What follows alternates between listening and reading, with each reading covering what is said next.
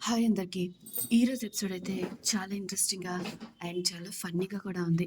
బాలు, మనోజ్, రవి వీళ్ళ ముగ్గురి మాటల వల్ల సత్యానికొచ్చిన కోపం. ఇదంతా చూసినా కూడా చాలా ఫన్నీగా ఉంది. టోటల్‌గా ఈరోజు ఏం జరిగింది అనేది నేను మీకు సింపుల్‌గా షార్ట్‌కట్‌లో చెప్తాను. అండ్ డైలీ అప్డేట్స్ కోసం సబ్స్క్రైబ్ చేసుకోండి. ఇంకా మీకు ఎలాంటి అప్డేట్స్ కావాలనేది నాకు కామెంట్ చేసి చెప్పండి. ఇక ముగ్గురు తాగి ఇంటికొస్తే ఇక సత్యం వాళ్ళని బయట నిలబెడతాడు కదా! లోపలికి రమ్మని లోపలికి వస్తామని చెప్పి వాళ్ళంటే ఇక సత్యం ఒప్పుకోడు. సత్యాన్నేమో అంకుల్ అని, ఇక ప్రభావతినేమో ఆంటీ అని ఇలా రకరకాలుగా మాట్లాడతారు. ఇదంతా చూడడానికైతే చాలా ఫన్నీగా ఉంటుంది. అండ్ మీనా కూడా లోపలికి రానివ్వనని అడుగుతుంది కానీ సత్యం ఒప్పుకోడు. ఈ నైట్ అంతా బయటే ఉండాలి. ఇదే పనిష్మెంట్ అంటాడు. అండ్ ఇదంతా జరుగుతున్నందుకు మీనాని తిడుతూ ఉంటుంది ప్రభావతి. ఏంటి నన్నంటున్నారు? చెప్పు అని చెప్పి రోహిణిని అంటుంది మీనా. బాలు ఎంత కంట్రోల్‌లో ఉన్నా మనసే వీళ్ళందరి చేత తాగించాడు అని రోహిణి చెప్తుంది. ఇక అయినా సరే ప్రభావతి మీనాని తిడుతూ ఉంటుంది. ప్రతిదానికి మీనాని తిడతారేంటి అని శృతి అంటుంది. "నువ్వు ఊరుకో శృతి" అని వాళ్ళని కనీసం రవిని, మనోజ్‌నైనా లోపలికి రానివ్వమని, బాలుకి ఇదంతా అలవాటే అని ప్రభావతి అంటుంది. ఎవరిని లోపలికి రానిచ్చేది లేదు. గట్టిగా మాట్లాడితే నిన్ను కూడా బయట పడుకోబెడతానని సత్యం అంటాడు.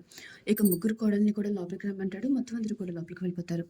"ఒక చాప, దుప్పటైనా ఇస్తాను మావయ్య" అని మీనా అంటుంది. సరే అంటాడు. ఇక వాళ్ళకి అది ఇచ్చేసి సత్యమే అది ఇస్తాడు.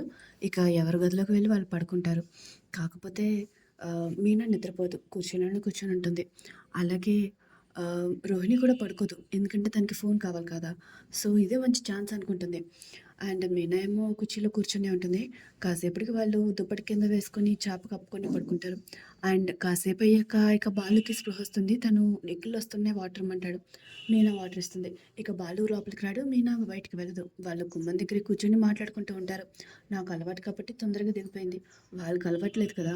సో, ఇంకా పడుకున్నారు అని బాలు అంటాడు. అస్తమానం కూడా రోహిణి పైకి కిందకి వస్తూనే ఉంటుంది.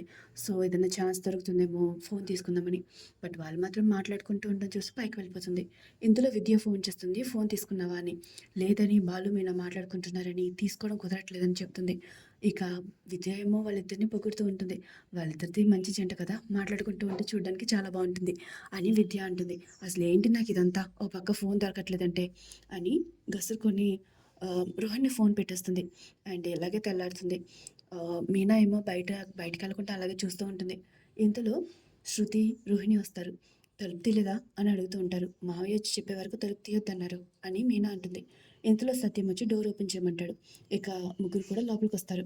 లోపలికొచ్చాక "నాన్న" అని రవి అంటాడు. "నాన్న? నాన్నెవరు? నేను అంకుల్ కదా! నైట్ నాకు గుడ్ మార్నింగ్ కూడా చెప్పావు కదా!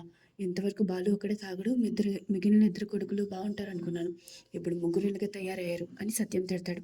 ఇంతలో ప్రభావతి వస్తే "అమ్మా" అని మనోజ్ అంటాడు. "అమ్మెవరు? నేను ఆంటీని కదా! అసలు అంకుల్ పక్కన ఆంటీ ఎందుకుందని రాత్రి ఆ డౌట్ చెప్పావు కదా!" అని ప్రభావతి అంటుంది. ఇక "మేము తాగనన్నాం. వీడే బలవంతంగా తాగించాడు" అని ఇద్దరు కూడా అంటూ ఉంటారు మనోజ్‌ని. "అవును మరి మీరస్సలు తాగరు కదా!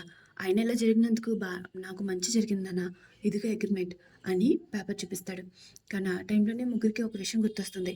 నైట్ తాగిన మత్తులో వాళ్ళు నిజం చెప్పేసారన్న విషయం. "అవునురా! రాత్రి ఏం మాట్లాడుకున్నాం?" అని మనోజ్ అంటాడు. "చెప్పేసాం కదా!" అని బాలు అంటాడు. ఇక మిగిలిన వాళ్ళకేం అర్థం కాక అలాగే చూస్తూ ఉంటారు. ఇక్కడితో అయితే ఈ కథ కంప్లీట్ అవుతుంది. అండ్ నెక్స్ట్ ఎపిసోడ్ కోసం సబ్స్క్రైబ్ చేసుకోండి. ఇంకా ఎలాంటి ఎపిసోడ్స్ కావాలో కామెంట్ చేసి చెప్పండి. Thanks for watching.